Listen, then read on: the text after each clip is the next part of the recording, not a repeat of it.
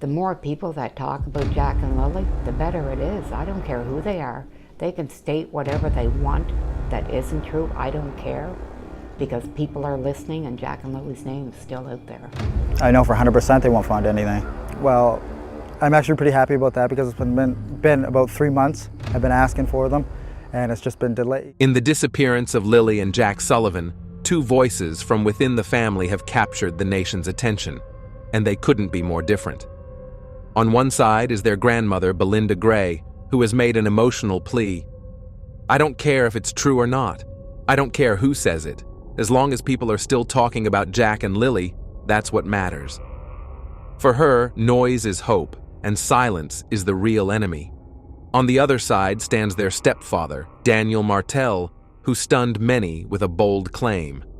Cadaver dogs will not find anything. His words sparked outrage, suspicion, and endless debate over what he meant, or what he might know. Two family members, two radically different messages.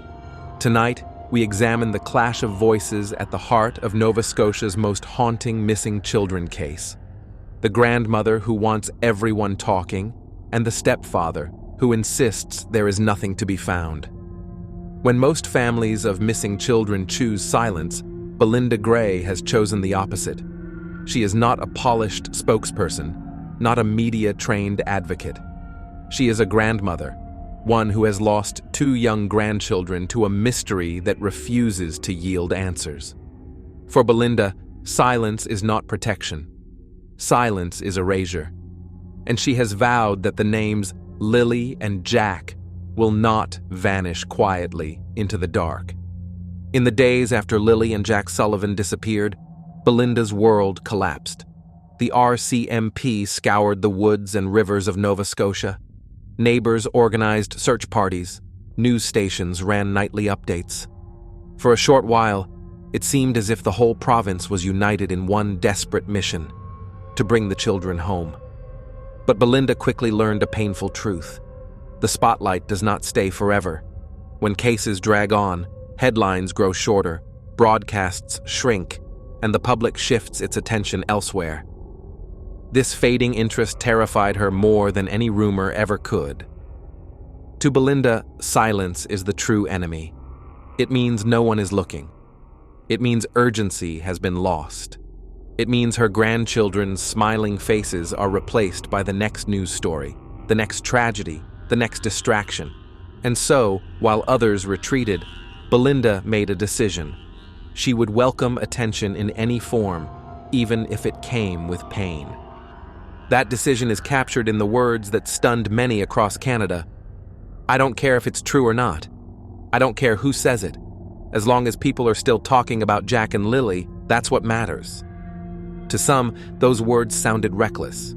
To others, they revealed a grandmother's raw desperation. But to Belinda, they are not reckless or careless. They are survival. Belinda has immersed herself in the digital world where the case of Lily and Jack continues to live. YouTube live streams, Facebook groups, podcasts, and late-night chats among strangers. She follows more than 10 different channels, watching as creators dissect timelines, speculate on motives, and debate theories. She knows that not all of it is accurate. She knows some of it hurts. But she also knows that every mention, every comment, every conversation keeps the children's names alive. And to her, that is worth enduring. It is not easy. Imagine watching strangers debate whether your grandchildren are dead or alive. Imagine hearing accusations hurled at family members or watching misinformation spread faster than facts. Belinda has faced this. She has read comments that twist reality. She has listened to theories that point fingers, and she has endured rumors that would break many others. But when asked why she still engages, her answer is always the same: because people are still talking. Her perspective stands in stark contrast to the warnings of police and experts.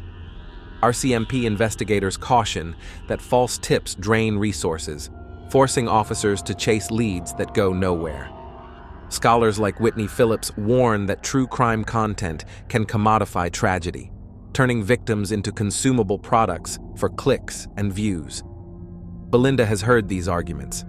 She does not deny their truth, but she measures the world differently.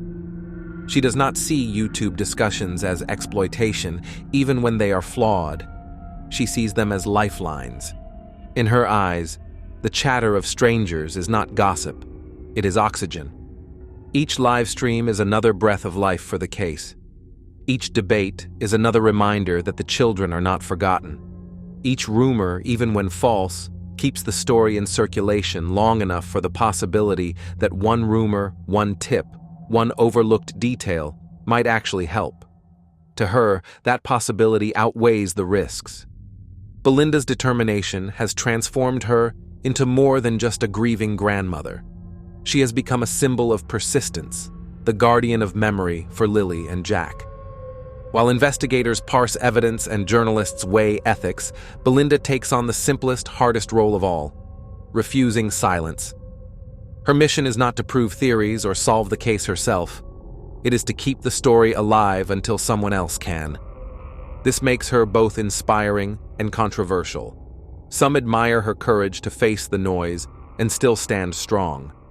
Others criticize her for tolerating speculation that could harm the investigation. But Belinda is unmoved by criticism. She does not think like an investigator, a scholar, or a journalist. She thinks like a grandmother who wakes up every morning to the absence of two children who should be laughing in her kitchen. She cannot rest until their names are spoken, again and again, by as many people as possible. Her choice is painful, but it is also deeply human. It is the choice of someone who refuses to let time erase what love demands we remember. In every live stream she watches, in every discussion she encourages, in every repetition of Lilly and Jack, Belinda is fighting back against silence. And for her, that fight is worth everything. If Belinda Gray's words carried the tone of desperation and hope, Daniel Martell's words struck the public with confusion and suspicion. As the stepfather of Lilly and Jack Sullivan, Daniel has been one of the most scrutinized figures since the children vanished. When CBC cameras turned to him, he did not deliver a plea for visibility or beg the public to keep searching. Instead, he offered a stark prediction: cadaver dogs will not find anything. For many, that statement landed like a thunderclap. Families of missing children often welcome every possible tool in the search for answers. They plead for police to use every resource, every lead, every method. But here was a stepfather, someone who should have been desperate for closure, dismissing one of the most powerful investigative tools available. To the public, it was baffling. To others, it was infuriating. And for a large number of observers, it raised an unavoidable question: how could he be so certain? Cadaver dogs are trained to detect the scent of human remains, even years after a death, even when buried deep underground. Their track record is respected worldwide. While not perfect, they have uncovered countless bodies, helped solve cold cases, and given closure to grieving families. For Daniel to say flatly that they would find nothing sounded less like hope and more like certainty. And certainty, in a case built on uncertainty, is a dangerous thing. Supporters of Daniel have suggested that his statement was misunderstood. Perhaps he was trying to project confidence, to reject the idea that Lilly and Jack were gone. Perhaps he wanted to insist, in his own blunt way, that the children were still alive. But critics see something different. They hear defiance, a man brushing off the very possibility that investigators might uncover grim evidence. They hear a tone that feels less like optimism and more like dismissal. The reaction online was immediate. True crime channels replayed the clip over and over, comment sections filled with speculation. Some accused Daniel of knowing more than he admitted. Others questioned whether his frustration with the media had boiled over into a careless remark. Still others wondered if it was a slip, a glimpse into thoughts he never meant to reveal publicly. Whatever the intent, the damage was done. His words fed a storm of doubt that has not quieted since. Police, for their part, refused to engage with Daniel's statement directly. RCMP officers continued their searches, deploying cadaver dogs into forests and fields, regardless of his prediction. But the contrast between his dismissal and Belinda's plea was unmistakable. While the grandmother begged for more voices, more attention, more noise, the stepfather seemed to want the opposite: less trust in the tools of investigation, less faith in the search. This divide has made Daniel a lightning rod. His role as stepfather was already complicated, with public suspicion lingering around the household where the children last lived. His failed polygraph test, noted in court documents, had only deepened doubts, and his decision to speak so forcefully about cadaver dogs, rather than focus on keeping hope alive, has only widened the gulf between himself and those who want to believe he is innocent. But beyond speculation, one fact is clear: Daniel Martell chose words that will follow him for years. Unlike Belinda Gray, who used her voice to demand visibility, Daniel used his to cast doubt. Unlike the grandmother, who embraced the chaos of noise, the stepfather insisted on silence. Silence in the form of dogs that, according to him, would never uncover evidence. Whether his statement was born from denial, defiance, or something darker, it has become part of the public record. It has become part of the narrative that defines this case.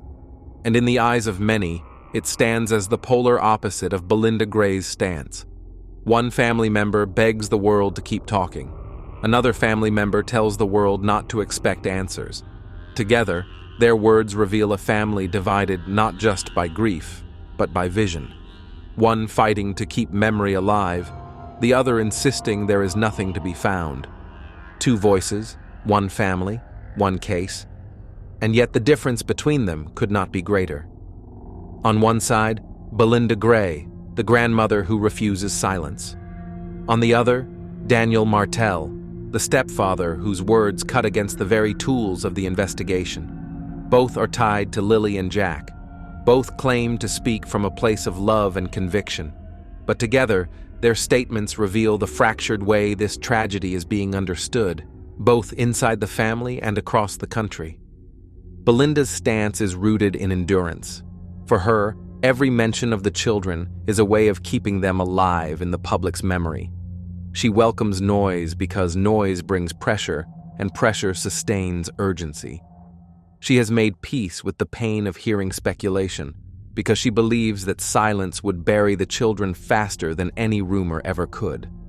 Her words resonate with empathy, the cry of a grandmother who will endure anything if it means her grandchildren are not forgotten. Daniel's stance, in contrast, lands like a wall. By insisting that cadaver dogs will find nothing, he projects certainty in a situation defined by uncertainty. To some, this feels like denial, an effort to cling to hope that the children are still alive. To others, it feels like dismissal, as though he is shutting down possibilities that investigators must explore. His words echo not with empathy, but with defiance, leaving listeners unsettled. The public reaction to this divide has been explosive. Online communities dissect Belinda's plea and Daniel's prediction side by side, turning them into symbols.